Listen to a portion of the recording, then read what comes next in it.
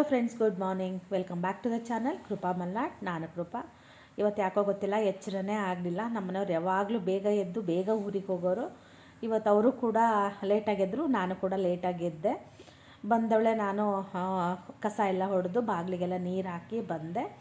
ನಮ್ಮನೆಯವರು ಅಷ್ಟೊತ್ತಿಗೆ ಎದ್ದು ಬಂದರು. ನಾನೀಗ ಅವರಿಗೂ ಕೂಡ ಟೀಗೆ ಇಡ್ತಾ ಇದ್ದೀನಿ. ಹಾಗೆಯೇ ನಿನ್ನೆ ಸಂಜೆ ತುಂಬ ಪಾತ್ರೆಗಳಿತ್ತು, ಒಂದಷ್ಟು ಬಾಕ್ಸ್ಗಳೆಲ್ಲ ಇತ್ತು.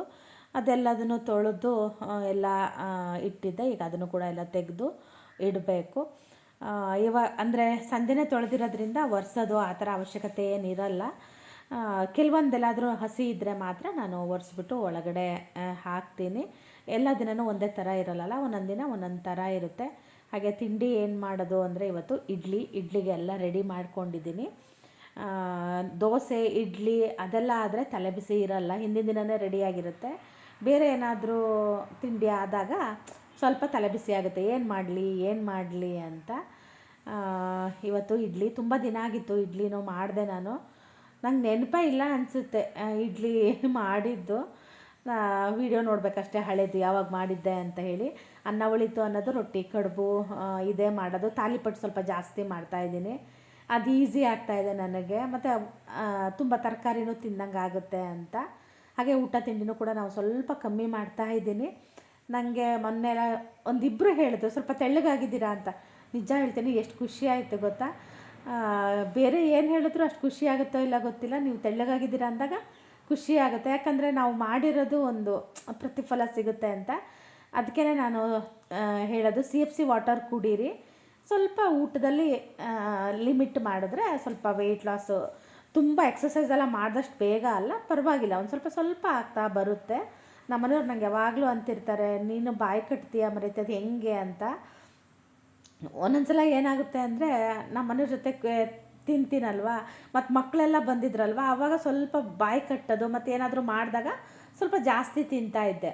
ಇವಾಗ ನಾವೇ ಇರೋದಕ್ಕೆ ನಾನು ಸ್ವಲ್ಪ ಕಮ್ಮಿನೇ ತಿಂತಾಯಿದ್ದೀನಿ. ಹಾಗೆ ಕಳಲೆ ಇತ್ತಲ್ವ, ಅದನ್ನು ನಾನು ಫ್ರಿಜ್ಜಲ್ಲಿ ಇಟ್ಟಿದ್ದೆ. ಆನಂತರ ಅದನ್ನು ಕೂಡ ಮತ್ತೊಂದು ಸಲ ತೊಳೆದ್ಬಿಟ್ಟು ನೀರೆಲ್ಲ ಬದಲಾಯಿಸಿ ಹಾಗೆ ನಾನು ಫ್ರಿಜ್ಜಲ್ಲಿ ಇಡ್ತಾಯಿದ್ದೀನಿ. ಯಾವಾಗ ಬೇಕು ಆವಾಗ ಉಪಯೋಗಿಸ್ಕೊಳ್ಳೋಕ್ಕಾಗುತ್ತೆ ಅಂತ. ಇವತ್ತು ಕಳಲೆ ಮಜ್ಜಿಗೆ ಹುಳಿಗೆ ಹೆಚ್ಚಿದ್ದಿತ್ತು, ಅದರದ್ದು ಮಜ್ಜಿಗೆ ಹುಳಿನೂ ಮಾಡಿ, ಹಾಗೆ ನಮ್ಮ ಅಜ್ಜಿ ಒಂದು ಸಾಸಿವೆ ಥರ ಮಾಡ್ತಾಯಿದ್ರು, ನಾವು ಅದಕ್ಕೆ ಮೊಸರುಗಾಯಿ ಅಂತ ಹೇಳ್ತಾಯಿದ್ವಿ ಕಳಲೆಯಲ್ಲಿ, ಅದನ್ನು ಕೂಡ ಮಾಡ್ತೀನಿ. ನಾನು ಮೊನ್ನೆ ಕಳಲೆ ಮತ್ತು ಪತ್ರೊಡೆ ಆಮೇಲೆ ಹಸಿ ಹಪ್ಪಳದ್ದೆಲ್ಲ ಹೇಳಿದ್ದೆ ಅಲ್ವಾ. ಪಾಪ ಎಷ್ಟೋ ಜನರಿಗೆ ಗೊತ್ತೇ ಇಲ್ಲ ಅಂತ ಅದು ಏನು ಅಂತ. ಯಾರೊಬ್ಬರು ಬೆಂಗಳೂರವರಂತೆ, ಶಿವಮೊಗ್ಗ ಬಂದಾಗ ಅಂಥದ್ದೆಲ್ಲರೂ ಸಿಗುತ್ತಾ ಅಂತ ಕೇಳಿದ್ರು. ನಿಜವಾಗ್ಲೂ ನನಗೂ ಗೊತ್ತಿಲ್ಲ ಎಲ್ಲಿ ಸಿಗುತ್ತೆ ಏನು ಎತ್ತ ಅಂತ. ನಿಜ ಹೇಳ್ತೀನಿ, ಇದೊಂದು ಹೆಲ್ದಿ ಡ್ರಿಂಕ್ ಇದು, ಇದನ್ನು ಮಾಡ್ಕೊಂಡು ಕುಡೀರಿ. ಇದು ತುಂಬ ಹೆಲ್ಪ್ ಆಗುತ್ತೆ ವೆಯ್ಟ್ ಲಾಸ್ ಮಾಡೋದಕ್ಕೆ, ಬೆಲ್ಲಿ ಫ್ಯಾಟ್ ಕರಗಿಸೋದಕ್ಕೆ. ನಾನೇ ಅದನ್ನು ಫೀಲ್ ಮಾಡ್ತೀನಿ. ನಾನು ದಪ್ಪ ಆಗಿದ್ದೀನಿ ಅಂತ ಗೊತ್ತಾಗೋದು ನನಗೆ ಸ್ವಲ್ಪ ಹೊಟ್ಟೆ ಬಂದುಬಿಡುತ್ತೆ, ಡ್ರೆಸ್ಗಳು ಟೈಟ್ ಆಗುತ್ತೆ ಅಲ್ವಾ. ಹಾಗಾಗಿ ಮತ್ತು ಯಾವುದೇ ಹೆಣ್ಮಕ್ಳಿಗೂ ನಾನು ಹೇಳೋದು ಏನಂದರೆ, ಮನೇಲಿ ನೈಟಿಗಳನ್ನ ಹಾಕಬೇಡಿ. ನಾನು ಊರಿಗೆ ಹೋದಾಗ ಹಾಕ್ತೀನಿ, ನನಗೆ ಅಲ್ಲಿ ಊರಲ್ಲಿ ನಾನು ಆರಾಮಾಗಿ ಕಂಫರ್ಟೇಬಲ್ ಆಗಿರಬೇಕು ಅಂತ ನಾನು ಊರಿಗೆ ಹೋದಾಗ ನೈಟಿ ಹಾಕ್ತೀನಿ. ಆದರೆ ನಾನು ನಾನು ನೈಟಿ ಹಾಕೋದು ತುಂಬ ಕಮ್ಮಿ. ಮುಂಚೆ ಆದರೂ ಅವಾಗವಾಗ ಹಾಕ್ತಾ ಇದ್ದೆ. ಇವಾಗ ವೀಡಿಯೋ ಮಾಡೋದಕ್ಕೂ ಮತ್ತು ಚಿನ್ನಿನೂ ಬೈತಾಳೆ ನೈಟಿ ಹಾಕಬೇಡ ಅಂತ. ಹಾಗಾಗಿ ನಾನು ನೈಟಿ ಹಾಕೋದು ತುಂಬ ಕಮ್ಮಿ. ಊರಿಗೆ ಹೋದಾಗ ಮಾತ್ರ ನಾನು ಆರಾಮಾಗಿರೋದಕ್ಕೆ ಹಾಕ್ತೀನಿ.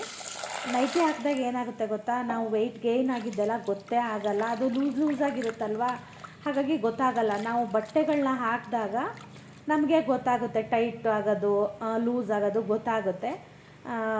ಎಷ್ಟೋ ಡ್ರೆಸ್ಗಳು ನನಗೆ ಹಾಕೋಕ್ಕೆ ಬರ್ತಿರ್ಲಿಲ್ಲ, ಇವಾಗ ಮತ್ತೆ ನಾನು ಆ ಡ್ರೆಸ್ಗಳನ್ನ ಹಾಕ್ತಾಯಿದ್ದೀನಿ. ತುಂಬ ಜಾಸ್ತಿ ವೆಯ್ಟ್ ಲಾಸ್ ಅಂತ ಅಲ್ಲ, ನನಗೆ ಗೊತ್ತಾಗಷ್ಟು ನಾನೊಂದು ಸ್ವಲ್ಪ ಆಗಿದ್ದೀನಿ ಅಂತ ನನಗೆ ಅನ್ನಿಸ್ತಾ ಇದೆ.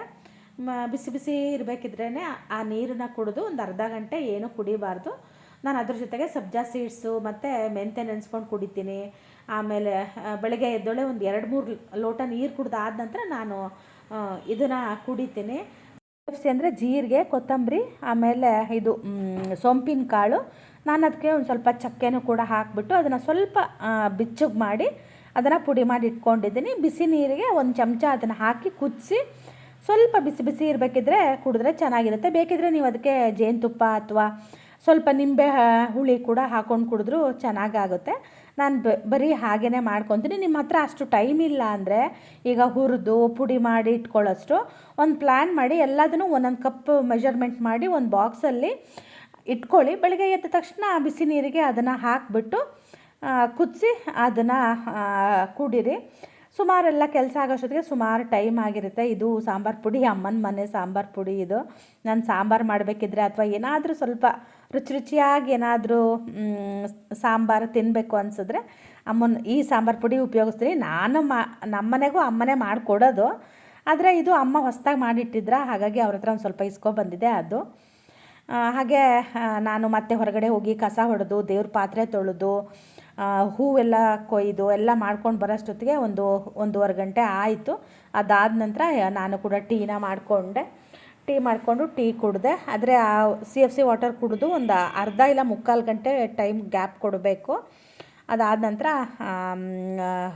ಟೀ ಅಥವಾ ಕಾಫಿ ನೀವೇನು ಕುಡಿತೀರೋ ಅದನ್ನು ಕುಡೀರಿ. ಟೀ ಕಾಫಿ ಕುಡಿದೇ ಇರೋರು, ನಾನು ಅದನ್ನು ಕೂಡ ಮಾಡ್ತಾಯಿದ್ದೆ. ನಮ್ಮ ಮನೆಯವ್ರು ಕಷಾಯನೂ ಕುಡಿತಾಯಿದ್ರು. ಕರೋನಾ ಟೈಮಲ್ಲಿ ಎಲ್ಲರೂ ಏನೇನು ಮಾಡಿಲ್ಲ ಹೇಳಿ, ನಾನು ಕೂಡ ಕಷಾಯದ ಪುಡಿನ ಮಾಡಿ ಇಟ್ಕೊಂಡಿದ್ದೆ. ಇವಾಗ ನನಗೆ ಮರ್ತೋಗಿದೆ ಅದು ಏನೇನು ಹಾಕ್ತಾಯಿದ್ದೆ ಅಂತ. ನಂಗೆ ಅಂಗಡೀಲಿ ಸಿಗೋದಕ್ಕಿಂತನೂ ನಾನು ಮಾಡೋ ಕಷಾಯದ ಪುಡಿನೇ ಒಂಥರ ಚೆನ್ನಾಗಿ ಅನಿಸುತ್ತೆ. ನನಗೆ ಇವಾಗ ಮರ್ತೋಗಿದೆ, ಅಥವಾ ನಾನು ಯೂಟ್ಯೂಬಲ್ಲಿ ಏನಾದರೂ ಆ ರೆಸಿಪಿ ಶೇರ್ ಮಾಡಿದನೋ ನಾನೇ ಹುಡುಕ್ಬೇಕೋ ಏನೋ ಗೊತ್ತಿಲ್ಲ. ತುಂಬ ಜನ ನೀವು ಮಾಡಿರೋ ರೆಸಿಪಿ ಹುಡುಕ್ತೀವಿ ಸಿಗಲ್ಲ ಅಂತ ಹೇಳ್ತಾರೆ. ನನಗೆ ಒಂದೊಂದು ಸಲ ನಾನು ಮಾಡಿರೋದನ್ನ ಹುಡುಕ್ತೀನಿ, ನನಗೆ ಸಿಗೋದಿಲ್ಲ. ಅದು ಯಾವ್ಯಾವಾಗೋ ಮಾಡಿರೋದು. ಎಷ್ಟು ವೀಡಿಯೋ ಆಗಿದೆ ಈಗ, ಹತ್ತತ್ರ 2000 ವೀಡಿಯೋ ಆಗಿದೆ ಅನಿಸುತ್ತೆ. ಎಲ್ಲಿದೆಯೋ ಎಲ್ಲಿ ಬಿಟ್ಟಿದೆಯೋ ನನಗೂ ಗೊತ್ತಿಲ್ಲ. ಇವಾಗ ನಾನು ಯಾವುದೇ ರೀತಿಯಾಗಿರೋ ರೆಸಿಪಿಗಳನ್ನ ಅಷ್ಟೊಂದು ತೋರಿಸಲ್ಲ, ಯಾಕಂದರೆ ನಾನು ಮಾಡಿರೋದನ್ನೇ ಮಾಡ್ತಾ ಇರೋದ್ರಿಂದ ತೋರಿಸಲ್ಲ. ಕೆಲವೊಂದು ಏನಾದರೂ ನಾನು ಮಾಡಿಲ್ಲ ಅಥವಾ ತುಂಬ ದಿನದ ನಂತರ ಮಾಡಿದ್ದೀನಿ ಅಂದಾಗ ಮಾತ್ರ ರೆಸಿಪಿನ ತೋರಿಸ್ತೀನಿ ನಿಮಗೆ. ಹಾಗೆಯೇ ಇಡ್ಲಿನೂ ಕೂಡ ಹೊಯ್ದಿಟ್ಟರೆ ನಮ್ಮ ಮನೆಯವ್ರು ಬರೋ ಟೈಮಿಗೆ ಬಿಸಿಗಿಡೋಕ್ಕಾಗುತ್ತೆ ಅಂತ. ಸಾಂಬಾರಿಗೂ ಕೂಡ ನಾನೊಂದು ಸ್ವಲ್ಪ ಸೊಪ್ಪು ಮತ್ತು ಬೇಳೆ ಹಾಕಿ ಬೇಯಿಸಿದ್ದೆ. ಬೇಳೆ ಚೆನ್ನಾಗಿ ಬೆಂದಿತ್ತು. ಇದಕ್ಕೆ ನಾನು ಖಾರನ ರುಬ್ಕೊಂಡಿದ್ದೆ. ಈರುಳ್ಳಿ, ಟೊಮೆಟೊ, ಹಾಗೆ ಇದು ಸಾಂಬಾರು ಪುಡಿ, ಅಚ್ಕಾರದ ಪುಡಿ ಅದೆಲ್ಲ ಹಾಕಿ ಅದನ್ನು ಕೂಡ ರುಬ್ಕೊಂಡಿದ್ದೆ. ನಾನು ಸಾಂಬಾರನ್ನ ಸ್ವಲ್ಪ ಜಾಸ್ತಿ ಮಾಡಿಕೊಂಡ್ರೆ ಮಧ್ಯಾಹ್ನಕ್ಕೂ ಆಗುತ್ತೆ ಅಂತ ಅಂದ್ಕೊಂಡೆ. ಆಮೇಲೆ ತುಂಬ ತೆಳುವಾದರೂ ಚೆನ್ನಾಗಾಗಲ್ಲ. ಬೇಳೆ ಒಂಚೂರು ಹಾಕಿದರೆ ಅಥವಾ ಸೊಪ್ಪಿನ ಸ್ವಲ್ಪ ಜಾಸ್ತಿ ಹಾಕಿದರೆ ಮಾಡ್ಕೋಬೋದಾಗಿತ್ತು. ಅದಷ್ಟನ್ನು ನಾನು ಅಷ್ಟೊಂದು ಹಾಕಿರಲಿಲ್ಲ. ಹಾಗಾಗಿ ಎಷ್ಟಾಗುತ್ತೆ ಅಷ್ಟು ಮಾತ್ರ ಸಾಂಬಾರು ಮಾಡಿದೆ. ಮತ್ತು ನಾನು ಕಳಲೆದು ಮಜ್ಜಿಗೆ ಹುಳಿ ಮಾಡಬೇಕು ಅಂತಲೂ ತಲೆಯಲ್ಲಿ ಇತ್ತಲ್ವ, ಹಾಗಾಗಿ ಸಾಂಬಾರನ್ನ ಒಂದು ಸ್ವಲ್ಪ ಮಾತ್ರ ಮಾಡಿದೆ. ಇದು 2 ಹೊತ್ತಿಗೂ, ಬೆಳಗ್ಗೆಗೆ ಮತ್ತು ರಾತ್ರಿಗೆ ಆಗೋ ಥರ ಸಾಂಬಾರು ಮಾಡಿದೆ. ಸೊಪ್ಪಿನ ಸಾರು ತುಂಬಾ ಚೆನ್ನಾಗಾಗುತ್ತೆ. ನಾನು ಆವಾಗಲೂ ಒಂಥರ ಸಾಂಬಾರು ಮಾಡ್ತಾಯಿದ್ದೆ, ಬೇಳೆ ಎಲ್ಲ ಹಾಕದೆ ಬರೀ ಟೊಮೆಟೊ, ಈರುಳ್ಳಿ ಎಲ್ಲ ಹಾಕಿ. ನಂಗೆ ಅದು ಮರ್ತೇ ಹೋಗಿದೆ. ನಾನು ಹಾಗೇ ಅಡುಗೆಗಳನ್ನ ಮಾಡ್ತಾಯಿದ್ರೆ ಪದೇ ಅದನ್ನೇ ಮಾಡ್ತೀನಿ. ಅದೇನಾದರೂ ಬಿಟ್ಟೆ ಅಂದರೆ ಹಾಗೆ ಅದನ್ನು ಬಿಟ್ಬಿಡ್ತೀನಿ. ಆ ಸಾಂಬಾರು ಮರ್ತೋಗಿದೆ. ಈಗ ಮತ್ತೆ ಅದನ್ನು ನೋಡಿ ಮತ್ತೆ ಅದನ್ನು ಕೂಡ ಮಾಡಬೇಕು. ಹಾಗೆ ಕಳಲೆದು ಮೊಸರುಗಾಯಿ ಮಾಡ್ತೀನಿ ಅಂತ ಹೇಳಿದೆಲ್ಲ, ನಾನು ಅದಕ್ಕೆ ಸ್ವಲ್ಪ ಕೊಬ್ಬರಿ ಎಣ್ಣೆ ಹಾಕಿ ಆನಂತರ ಅದಕ್ಕೆ ಹಸಿಮೆಣಸು ಮತ್ತು ಬೆಳ್ಳುಳ್ಳಿ ಹಾಕಿ ಅದನ್ನು ಕಳಲೆ ಹಾಕಿ ಅದನ್ನು ನಾನು ಚೆನ್ನಾಗಿ ಹುರ್ಕೋಬೇಕು. ಫುಲ್ಲು ಕೆಂಪಾಗೋ ತನಕ ಹುರಿದು ಅದಕ್ಕೆ ಸ್ವಲ್ಪ ಮೊಸರು ಹಾಕಿದ್ರೆ ಮೊಸರುಗಾಯಿ ರೆಡಿ ಆಗುತ್ತೆ. ನಮ್ಮ ಅಜ್ಜಿ ತುಂಬ ಮಾಡ್ತಾಯಿದ್ರು ಇದನ್ನು. ನಮ್ಮ ಮನೆಯವರೇನು ಅಷ್ಟೊಂದು ತಿನ್ನಲ್ಲ, ಆದರೆ ನನಗೆ ತುಂಬ ಇಷ್ಟ. ಹಾಗಾಗಿ ನನಗೆ ಅಂತ ಸ್ವಲ್ಪ ಮಾಡ್ಕೊಂಡಿದ್ದೀನಿ. ಇವತ್ತು ಫುಲ್ ಕಳಲೆ ಸ್ಪೆಷಲ್. ಹಾಗೆ ನಾನು ಇಡ್ಲಿನೂ ಕೂಡ ಬೇಯಕ್ಕಿಟ್ಟೆ. ಯಾಕೋ ಗೊತ್ತಿಲ್ಲ, ನನಗೆ ವೀಡಿಯೋಗಳನ್ನ ತುಂಬ ಮಾಡ್ಕೊಂಡೇ ಇಲ್ಲ, ನನಗೆ ಗೊತ್ತಿಲ್ಲ ಯಾಕೆ ಅಂತ. ಇಡ್ಲಿನೂ ಬೇಯಿತು, ತಿಂಡಿನೂ ಆಯಿತು. ಹಾಗೆ ನಮ್ಮನೆಯವರು ಕೂಡ ತಿಂಡಿ ಎಲ್ಲ ತಿಂದು ಊರಿಗೆ ಹೋದರು. ಇದು ಕಳಲೆ ಮಜ್ಜಿಗೆ ಹುಳಿಗೂ ಕೂಡ ನಾನು ಎಲ್ಲ ರೆಡಿ ಮಾಡಿಕೊಂಡೆ.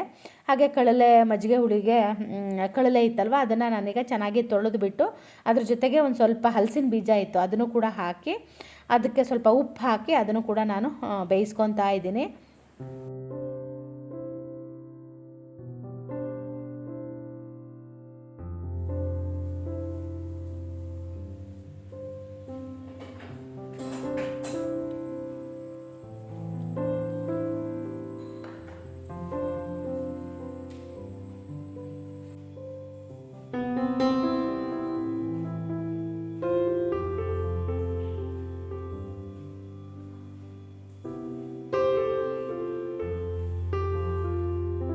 ಹಾಗೆಯೇ ಮೆಹಂದಿನೂ ಕೂಡ ನೆನೆಸಿಟ್ಕೊಂಡಿದ್ದೆ ಹಚ್ಕೋಬೇಕು ಅಂತ ಹೇಳಿ. ಮೆಹಂದಿನೂ ಕೂಡ ಹಚ್ಕೊಂಡು ಒಂದು 2 ಗಂಟೆ ಬಿಟ್ಟೆ. ಹಾಗೆ ಮೇಲ್ಗಡೆ ಎಲ್ಲ ಕ್ಲೀನ್ ಮಾಡಿ ಸುಮಾರೆಲ್ಲ ಕೆಲಸಗಳಿತ್ತು. ಅದೆಲ್ಲ ಮಾಡಿಕೊಂಡೆ. ಕೆಲಸಗಳಿದ್ದಾಗ ಏನು ಗೊತ್ತಾ, ವೀಡಿಯೋ ಮಾಡ್ಕೋಬೇಕು ಅಂತ ಅನಿಸೋದೇ ಇಲ್ಲ. ಬೆಡ್ಶೀಟೆಲ್ಲ ತೆಗೆದು ಬಾತ್ರೂಮು, ಟಾಯ್ಲೆಟು, ತಲೆ ಸ್ನಾನ ಮಾಡೋ ದಿನ ನಾನು ಅದೆಲ್ಲ ಕೆಲಸಗಳನ್ನ ಮಾಡಿಕೊಂಡು, ಈಗ 12 ಗಂಟೆ ಆಗಿತ್ತು. ಅಷ್ಟೊತ್ತಿಗೆ ಬಂದು ನಾನು ಮಜ್ಜಿಗೆ ಹುಳಿನೂ ಕೂಡ ಮಾಡಿದೆ. ತುಂಬ ಚೆನ್ನಾಗಾಗಿತ್ತು ಮಜ್ಜಿಗೆ ಹುಳಿ. ನಂಗೆ ವೀಡಿಯೋ ನೋಡಬೇಕಿದ್ರೆ ಬಾಯಲ್ಲಿ ನೀರು ಬರ್ತಾ ಇದೆ. ಹಾಗೆಯೇ ರಾಗಿ ಗಂಜಿಗೂ ಕೂಡ ಎಲ್ಲ ರೆಡಿ ಮಾಡಿ ಸ್ನಾನಕ್ಕೆ ಹೋಗೋಳು ಇಟ್ಟು ಹೋಗಿದ್ದೆ. ಬಂದವಳು ರಾಗಿ ಗಂಜಿ ಕೂಡ ಮಾಡಿದೆ. ಹಾಗೆ ಮಳೆ ಕೂಡ ಚೆನ್ನಾಗಿಯೇ ಬರ್ತಾ ಇತ್ತು. ನನಗಂತೂ ಮಳೆಗಾಲ ಇಷ್ಟ, ಆದರೆ ಮಳೆಗಾಲದಲ್ಲಿ ಎಲ್ಲೂ ಹೊರಗಡೆ ಹೋಗೋಕ್ಕೆ ಇಷ್ಟ ಆಗಲ್ಲ ಅಷ್ಟೇ. ಮನೆ ಒಳಗೆ ಇದ್ದು ಕಿಟಕಿಯಿಂದ ಮಳೆ ನೋಡೋಕೆ ಒಂದು ಖುಷಿ ಅನಿಸುತ್ತೆ. ಮಜ್ಜಿಗೆ ಸಾರಿಗೆ ನಾನು ಒಂದು ಸ್ವಲ್ಪ ಬೆಳ್ಳುಳ್ಳಿ ಹಾಗೆ ಜೀರಿಗೆ, ಸಾಸಿವೆ ಎಲ್ಲ ಹಾಕಿ ಒಂದು ಒಗ್ಗರಣೆನ ಹಾಕಿದೆ. ಹಾಗೆ ಸ್ವಲ್ಪ ಪತ್ರೊಡೆ ಇತ್ತು, ಅದನ್ನು ಕೂಡ ನಾನು ಬಿಸಿ ಮಾಡಿದೆ. ನಮ್ಮ ಮನೆಯವ್ರ ಫೇವ್ರೇಟ್ ಇದು. ನಾನೀಗ ತಪ್ಪಿಸೋದೇ ಇಲ್ಲ, ಮಾಡಿ ಫ್ರಿಜ್ಜಲ್ಲಿ ಇಟ್ಟಿರ್ತೀನಿ. ಯಾವಾಗ ಬೇಕೋ ಆವಾಗ ಅವರಿಗೆ ಈ ಥರ ಒಗ್ಗರಣೆ ಹಾಕಿ ಕೊಡ್ತೀನಿ. ರಾತ್ರಿನೂ ಅಷ್ಟೇ, ಅವ್ರು ಒಂದು ಸ್ವಲ್ಪ ಇದನ್ನು ತಿಂದುಬಿಟ್ಟು ಒಂದು ಸ್ವಲ್ಪ ರಾಗಿ ಗಂಜಿ ಕುಡಿದ್ಬಿಡ್ತಾರೆ. ಹಾಗೆ ಮಲಗಿಬಿಡ್ತೀವಿ. ಹಾಗೆಯೇ ಮೊಸರುಗಾಯಿಗೂ ಕೂಡ ಹುರಿದಿಟ್ಟಿದ್ದೆ ಅಲ್ವಾ, ನೋಡಿ ಇಷ್ಟು ಕೆಂಪಾಗೋ ತನಕ ಹುರಿಬೇಕು. ಆನಂತರ ಅದಕ್ಕೆ ನಾನು ಮೊಸರು ಮತ್ತು ಸ್ವಲ್ಪ ಉಪ್ಪು ಹಾಕಿದ್ದೀನಿ. ನನಗೆ ತುಂಬ ಇಷ್ಟ ಆಯಿತು, ನಾನು ತುಂಬ ತಿಂದೆ. ನಮ್ಮ ಮನೆಯವ್ರೇನು ಅಷ್ಟೊಂದು ಅವ್ರು ಇಷ್ಟಪಡಲಿಲ್ಲ. ನನಗೆ ಕಳಲೆಯಲ್ಲಿ ಏನು ಮಾಡಿದ್ರೂ ಇಷ್ಟ ಆಗುತ್ತೆ. ಈಗ ಊಟದ ಸಮಯ. ನನ್ನ ತಟ್ಟೆಲಿ ರೈಸು ಸ್ವಲ್ಪ ಇನ್ನೂ ಕಮ್ಮಿ ಇರುತ್ತೆ. ಇವತ್ತು ಮಜ್ಜಿಗೆ ಹುಳಿ ಆಗಿದ್ದಕ್ಕೆ ಒಂಚೂರು ರೈಸ್ ಜಾಸ್ತಿ ಹಾಕ್ಕೊಂಡಿದ್ದೀನಿ. ರೈಸ್ ಕಮ್ಮಿ ತಿಂತೀನಿ, ಸೈಡಿಗಿರೋಂಥದ್ದನ್ನು ಜಾಸ್ತಿ ತಿಂತೀನಿ. ಮಾವಿನ ಹಣ್ಣು ಅಲ್ವಾ, ಹಾಗಾಗಿ ಮಾವಿನ ಹಣ್ಣು ಕೂಡ ತಿಂತಾಯಿದ್ದೀನಿ.